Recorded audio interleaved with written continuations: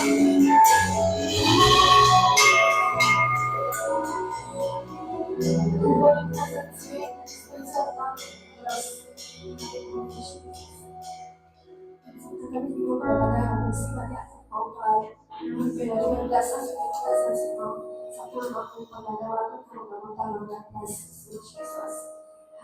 Lord.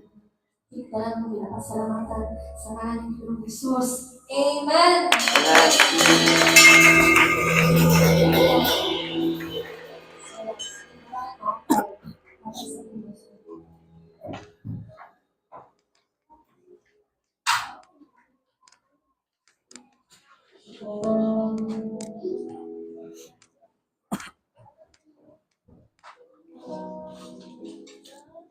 Hallelujah. May buntag mga igsoon, paimutang ta. No?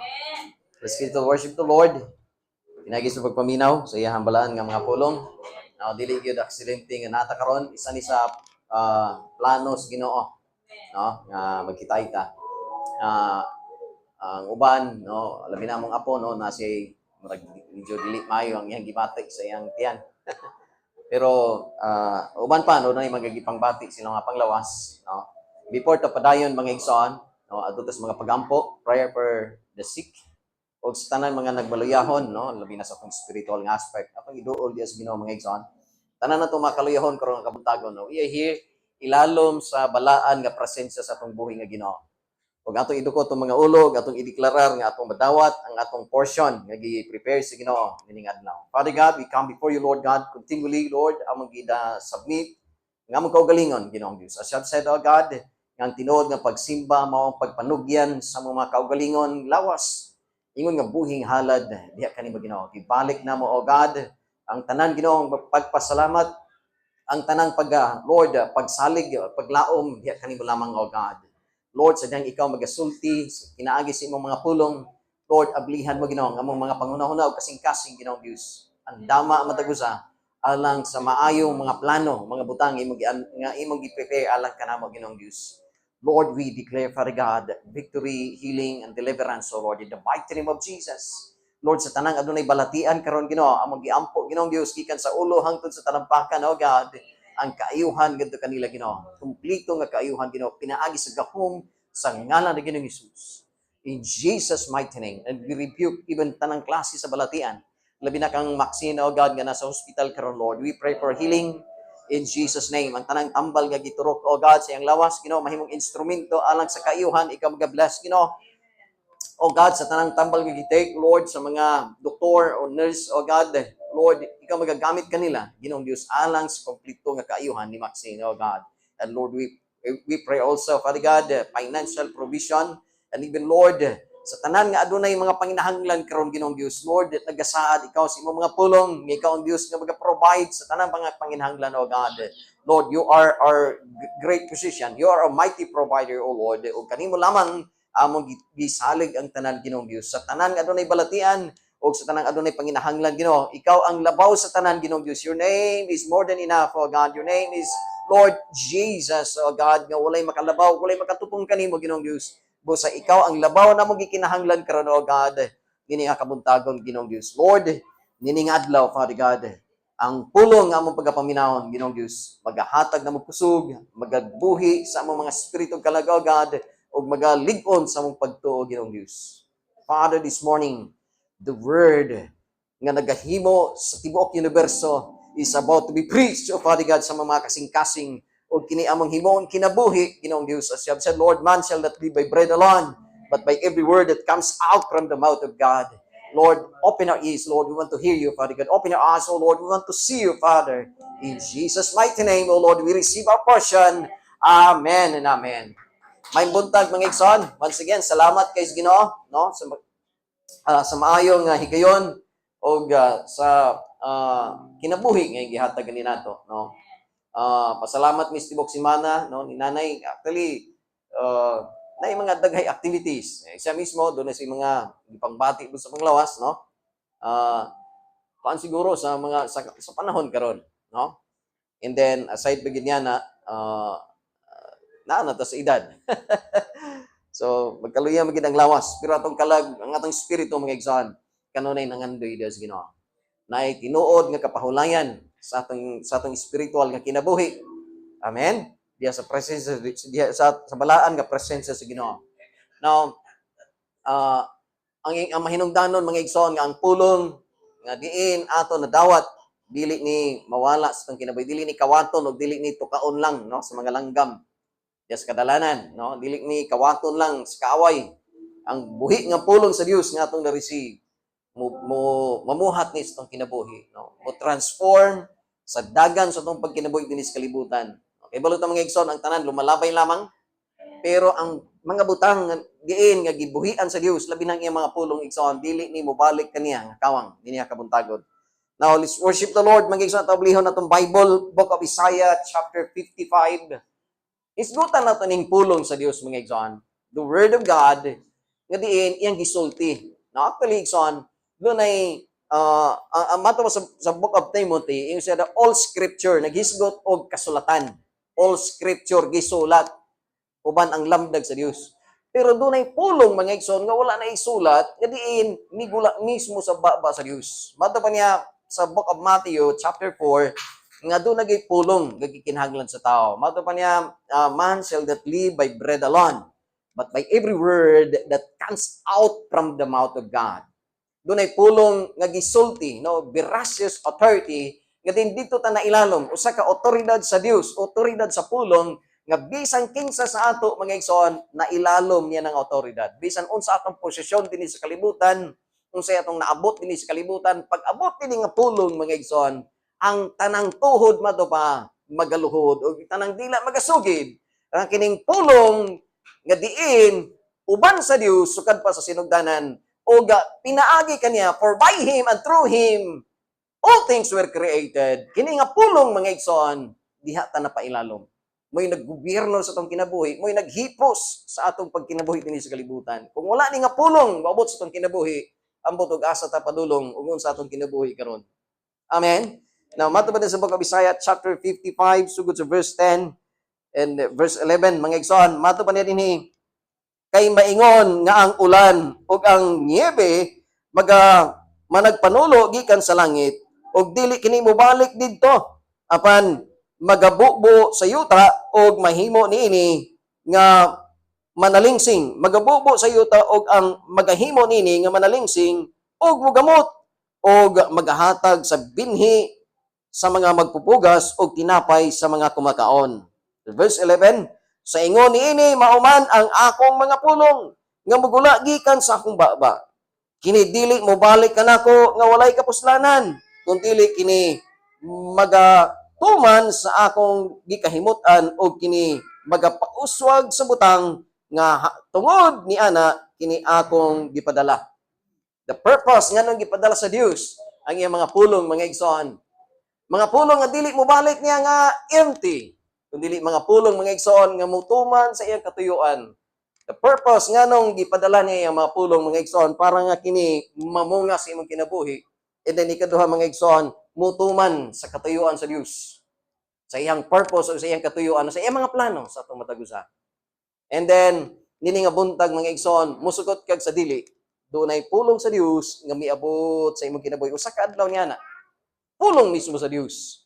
Nga imong nadungog, nabati nimo, nasinati nimo iyang mga pulong, mo'y hinungdan, nga hinay-hinay from glory to glory, gi-change sa Ginoo, gi-transform sa Dios ang atong kinabuhi. Og mismo si Pastor Inan, mo na iyang nasinati dinis kalibutan. Amen.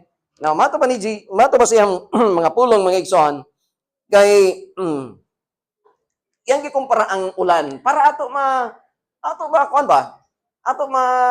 ma-imagine unsa ang forma o unsa nahitabo sa pulong sa Dios before siya niabot sa kalibutan, before siya niabot sa tong kinabuhi. Mato pa niya sama sa ulan nga mahulog gikan sa langit. Amen? Yang imong ihimplo ang ulan. Makita nato ang ulan physically, di ba? Sama sa ulan nga mahulog gikan sa langit, sa snow nga mahulog gikan sa langit. Nga dili nimo saka og balik ngadto. Amen? Kung dili mupuyo dinhi sa kalibutan og mupatuman sa iyang purpose. Meaning mga igsoon, sukad pa sa sinugdanan Book of Genesis, sa diyang after na fall ang tao, sa human nga ang tao misupil sa Dios ug nakasala sila, ang Dios nanulti mismo siyang pulong. Genesis chapter 3 verse 15, ang Dios naghisgot na niini mong pulong nga mahimugso o matao. Amen. Mato pa niya usa ka bata mahimugso ug ang atong basahon mga igsoon, Genesis chapter 3 verse 15, ang Dios nagdeklarar na mahitungod sa seed nga mo'y muguba, no, mo'y mo redeem sa tao. Amen.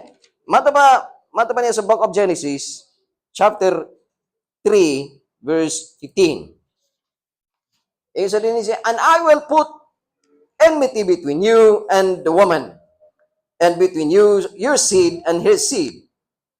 Nga naghisgot kang he shall bruise your head, and you shall bruise his heel. Amen? Kini nga declaration mismo sa Dios, mga igsoon, sa diyang ang tao na himulag sa Ginoo tungod sa sala, dito mismo sa Garden of Eden, ang Dios nagdeklarar na sa iyang pulong. Mato man niya nga ang seed sa babae mo break o muguba mismo sa ulo sa maong bitin nga maong yawa, o kana naghisgot mahitungod kang Jesus. Si Jesus mismo sugad pa sa sinugdanan sa book of Genesis pa lang gihisgutan na mismo sa Dios. Ug ang tibuok Biblia, ang tibuok ka kasulatan mga igsoon, gisulat kini sa katuyuan para ato mailhan si Ginoong Hesus. Ingon nga buhi nga pulong, the word nga diin kauban na sa Dios sukad pa sa sinugdanan. Book of John chapter 1 verse 1. Sugod sa sunod nga mga bersikulo na ingon siya, in the beginning was the word, and the word was with God, and the word was God. Ug naghisgot na kang Jesus. Ug may hinungdan nga nangalagad kas Ginoo mga igsoon tungod kay dili lang written word ang imong na-receive.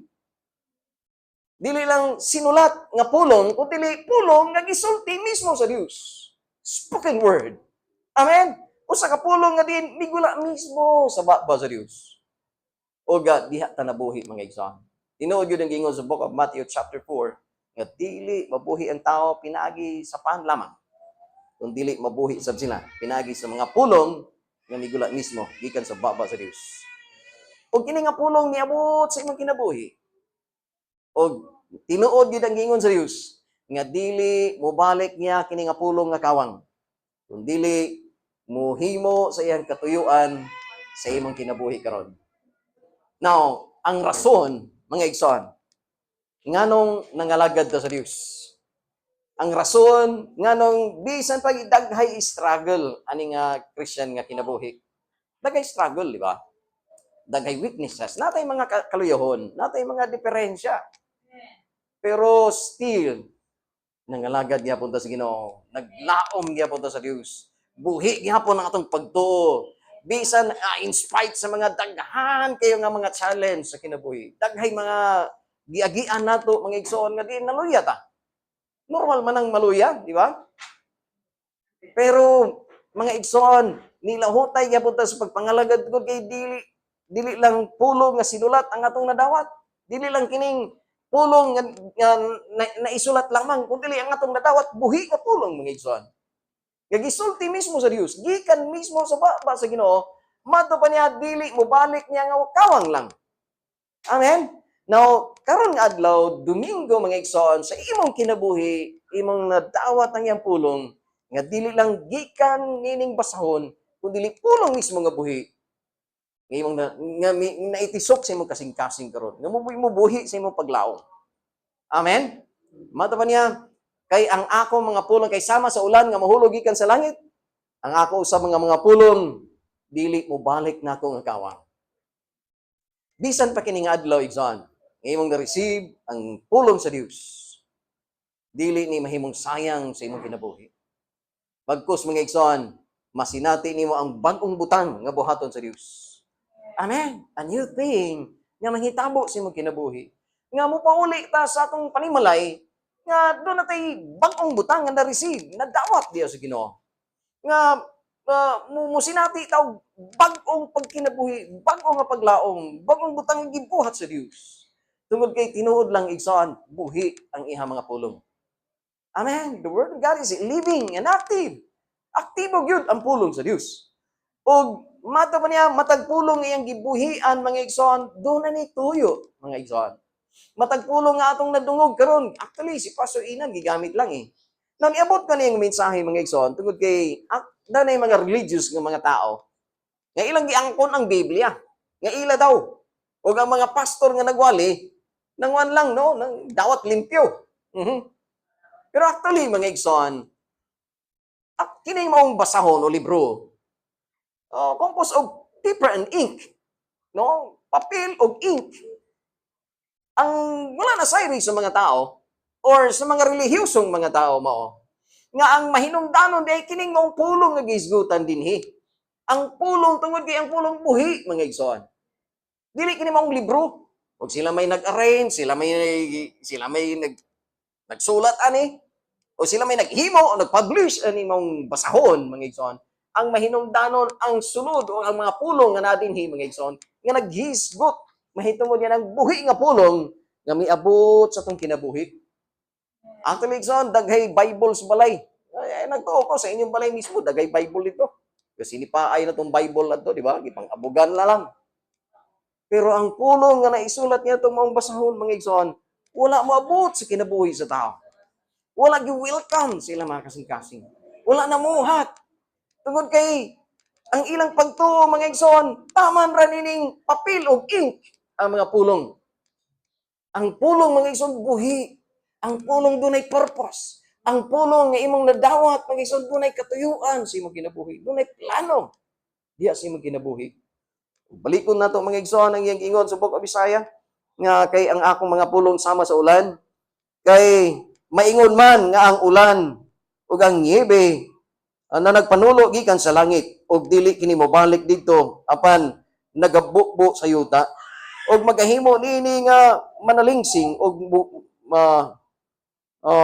mamutot ug managhatag og binhi sa mga magpupugas ug tinapay sa mga kumakaon.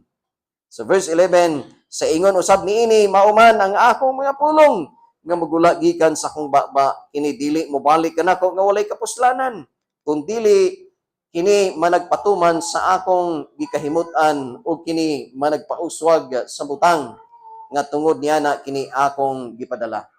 Now, ang rason o pinaka-importanting rason nga nung nadawat na to ang pulong sa Dios gikan mismo sa iya mga igsoon. Una mato pa niya managpatuman sa akong kahimutan. Gusto sa Dios. Gusto sa Dios nga mahimo kaniyang kahimutan.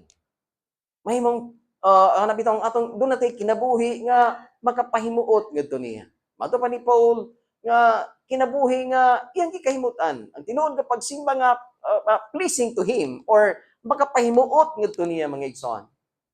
Munay tuyo sa Dios nga magkinabuhi ta matag adlaw nga nay Dios nga nahimuot. Sa laing term mga igsoon, dunay Dios nga naghatag og pabor nga ninato. Nga bisan unsay lakaw sa atong kinabuhi na ang Dios nagpabor sa ato. Gigrasyahan ang pabor sa Ginoo naguban sa ato, ang iyang grasya mga igsoon. Kaniadto atong pagtuo sa grasya kanang nakadaog tag masyaw, di ba? Gigrasyahan, nakadaog og tarik. Gigrasyahan no? Pero ang tinuod nga grasya mga igsoon, ang tinuod nga grasya, pabor sa Dios. Di ba? Pabor sa Ginoo. Nga bisan pag naata sa kalisod, bisan nang naata sa pagsulay, naa sa Dios, na ang pabor sa Ginoo naguban sa ato. Wala ta niya bulagi. Nang iyang approval, nang iyang pag-uyon sa tanan natong gibuhat. Giuyunan sa Dios ang atong mga kalisdanan. Giuyunan sa Dios ang atong mga bisan pang atong mga balatian. Ang Dios dili na shock ana. Kahibulo ang Dios kung sa may atong giagian sa kinabuhi. Tanan na nakita niya mga igsoon. Subay na sa iyahang katuyuan. Ialaw sa Dios usahay ang kalisdanan para the more mahimot ang dependent gito niya. Amen. Kay kung wala tay kalisod, wala tay pagsulay, dili man ta kauna-una salig sa Ginoo. Di ba? Kung para na to easy lang ang tanan, butang diri sa kalibutan. Walay ka kuyaw, walay ka kulba. Dili na ta moampo. Di ba? Makadumdum ito og sampit dias Ginoo og nanay ka kuyaw. Abi ni Megson, pag-abot na ko sa Marawi 1990, gidala ko dito sa akong uyuan sa Bukid ba, na sila gitrabaho dito. Nami nagpuyo sa second floor. And then, sa ubos na dito ang mga batanon nga armado. Ito, sige sila, lipilim ko sila mga pusil na. So, ingon ko sa akong uncle nga, cool, safety gyud ta kayo diri ba? Nga naman, daghan kita bodyguard sa ubos.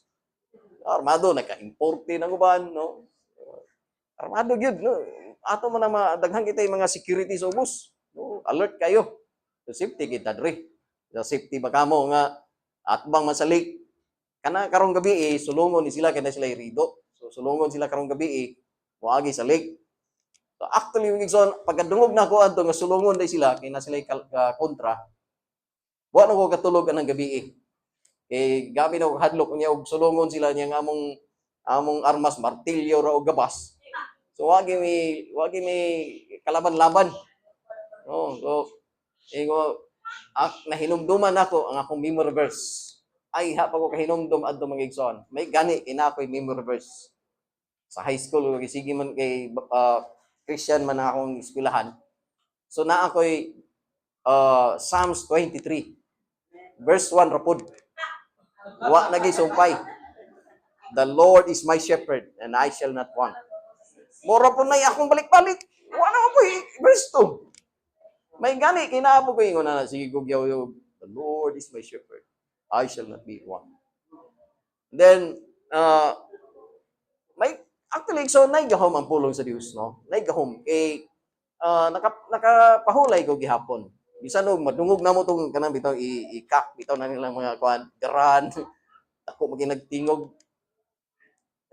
Nakamatag yapon, may buntag, nga wala gid sila gisulong ba? So, nagigahom ang pulong sa Diyos. Tinuod gid mga igsoon. Nga, buhi gid ang iyang mga pulong. Og dito na ko na hinumduman nga gipadala sa Dios ang iyang mga pulong para nga mulig-on sa ato. Mo patuman sa iyang katuyuan, sa iyang purpose nganong naa ta nag-exist. Amen. Gani man to ba sing ingon nga sa ingon ini mauman ang akong mga pulong nga migula sa akong baba kini dili mo balik kanako nga kawang. No, the Word of God is not empty. Doon na unod ang pulong sa Diyos. Gani, manto pa, sa John chapter 1, verse 14, naingon siya dito, and the Word become flesh and dwells among us. Ang pulong nahimong unod, ug mi puyo uban nato. Amen. Ang tuyo nga nung nahimong unod, ang nabuhi ang pulong sa Diyos para i-display mga igsoon, ang kinaiyahan sa Diyos, ang Diyos mismo sa itong kinabuhi. Now, ang purpose word, mga igsoon, una, kung ato balikan ang Book of Genesis, gisgutan niya, ngadto sa yawa o ngadto sa babae, ang Diyos mismo nagpropesiya, ingon siya, and your seed, ang imong kaliwatan or ang imong binhi, mudugmok sa ulo, nini mong bitin. O ikaw mismo, mupaak sa kiting sa iyahang seed. Now, naghisgot siya sa pulong nga mahimong buhi, mga igsoon. Mismo dito sa Book of Genesis, nagpropesiya ang Diyos mahitungod sa iyang pulong nga mo break sa gibuhat sa yawa. Actually, unang purpose nga nung gipadala niya iyang pulong, mga igsoon, paminaw. Unang purpose o unang katuyuan mo, na sa plano sa Diyos nga i-redeem ang katawhan. I-redeem ang kalibutan. Ang iyang plano, mahitungod sa iyang pulong nga iyang ipadala. Ang plano niya is redemption. Ilukat ang tuyo sa Diyos o ang katuyuan sa iyang mga pulong para moabot ang paglukat nato, mga igsoon. Malukat tagikan sa sala. Mabayran or i-redeem tagikan sa pagpakasala. I-redeem ta mga igsoon tungod kay nahimulag ta sa Diyos. Dito sa Garden of Eden, na fall ang tao. O human na fall ang tao, igsoon, naghisgot ang Dios mahitungod dinhi nga pulong. Nga may mo-break o mudugmok sa ulo niya itong bitin. Unang tuyo sa Dios, nganong niabot ang iyang pulong, nga dili mo balik niya nga kawang because of redemption. I-redeem ang tao. Iyang lukaton, gikan sa pagpakasala. O muna'y nahitabo nato, mga igsoon. Gi-redeem ta sa Dios. Kining word, redeem or lukaton, very common, di ba? Maadto ka sa pawn shop, imong butang, imong idala dito, and then mahimong gapos ang imong butang dito. Maitaran dito sa mga pawn shop, imong alahas. And then, makuha lang to nimong balik. Kung imong bayaran sa hustong kantidad, mga igsoon. Ug mo na'y nahitabo sa tao. Sa dihang ang tao nakasala, nahimulag siya sa Dios. Ang Dios ang pinaka-wisdom sa amahan. Ang pinaka-wisdom sa Dios mao. Yang ihatag ng iyang bugtong anak. Ingon nga bayad. Ingon nga kabayaran sa ato mga pagpakasala. Ang pinakakatuyuan sa Dios nganong iyang gipadalang iyang mga pulong ug mato pa niya dili ni mo balik niya nga kawang, ang pinakakatuyuan niya na mao ang pag-redeem sa tao.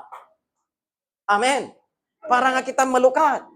Para nga kita makalingkawas gikan sa gapos sa pagpakasala. He redeemed us by His blood. Amen.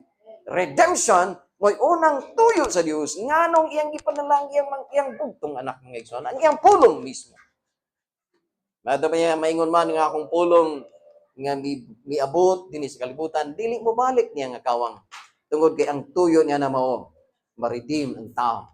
Balik nito niya. Amen? And then ikaduha nga tuyo mga igsoon is para i-reveal ang iyang kaugalingon. Amen? Revelation. I-reveal ang iyang pagka-Diyos. Pinaagi sa iyang mga pulong mga igsoon. Iyang gipadayag ang iyang pagkamaayo sa itong kinabuhi. Actually, igsoon, no? Sa kadugay na akong pagpangalagad sa Ginoo, natugkad o nahinay-hinay na akong natugkad kining word, God is good. All the time. God is good.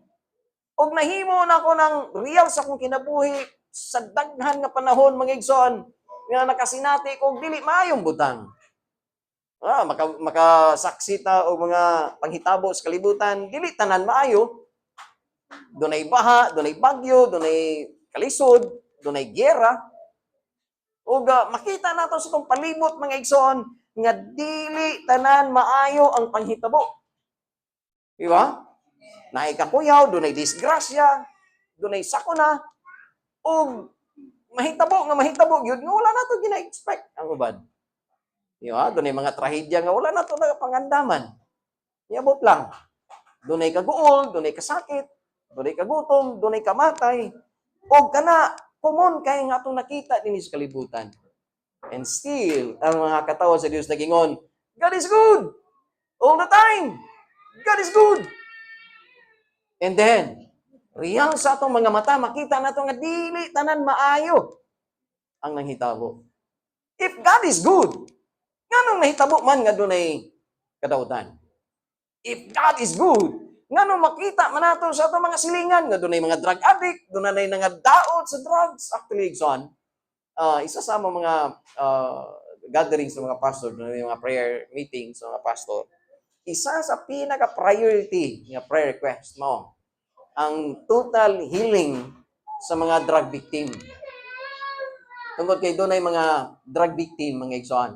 Nanatod sa rehab, pero kulang ang ilahang, dili sila totally naayod yun dito sa rehab. Gani, nanggawa sila gyapon after sa rehab, paggawa sila igsoon, balik ra gyapon sa dating gawi.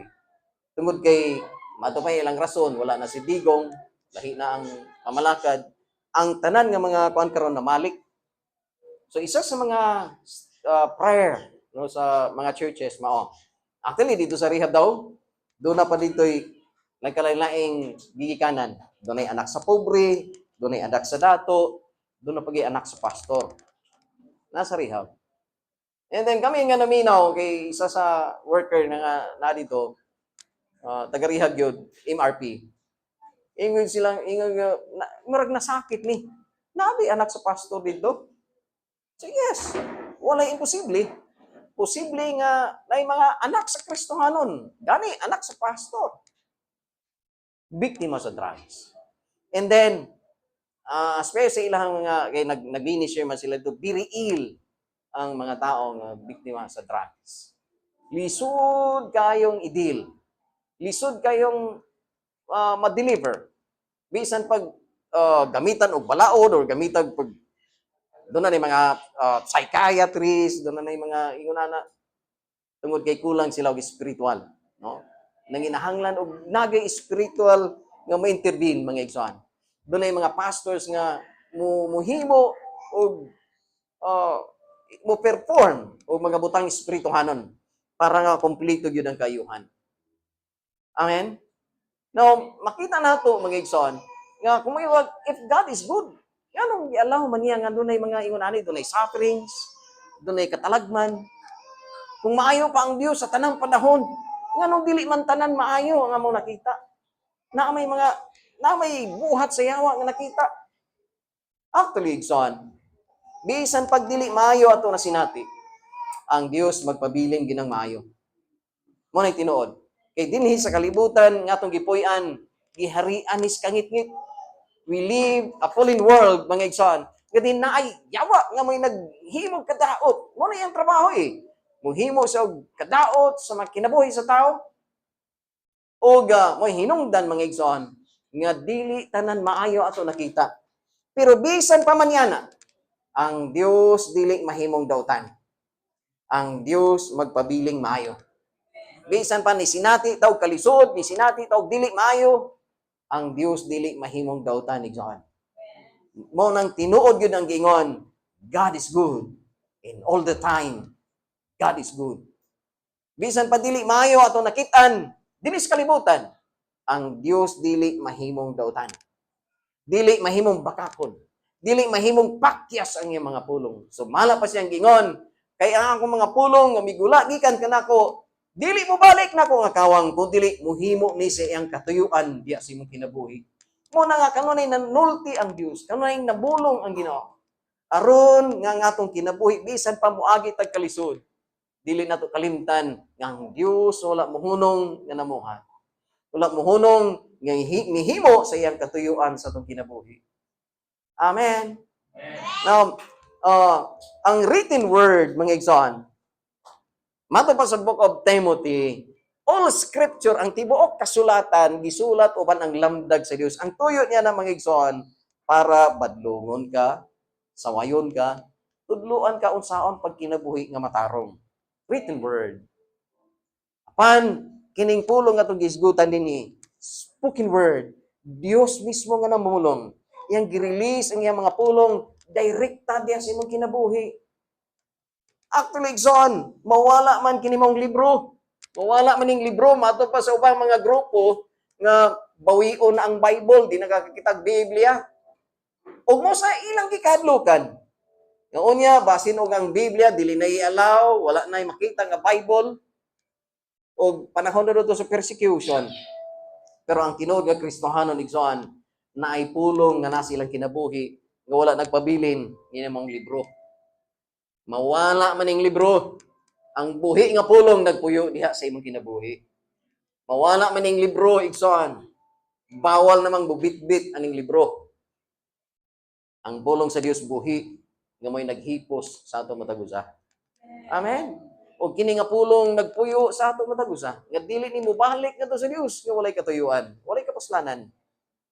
Kung dili mo himo ni sa mga butang nga gusto niyang mahitabo sa imong kinabuhi. Actually, igsoon, blessed man ta. Bulahan ta, mga katawhan. Wala ta niya kulang Tanang butang. Mismo ang katuyuan sa Dios nang hitabo sa itong kinabuhi. Tungod kay plano na ng daan sa Dios, mga igsoon. Mata pa niya din magatuman sa akong kahimutan. Amen. At kinabuhi nga diin gikahimutan sa Dios. O kini nagapauswag sa mga butang. Tungod niya na kini akong gipadala. Muswag. Actually, igsoon, daghay mga Kristohano na grabe kalig-on.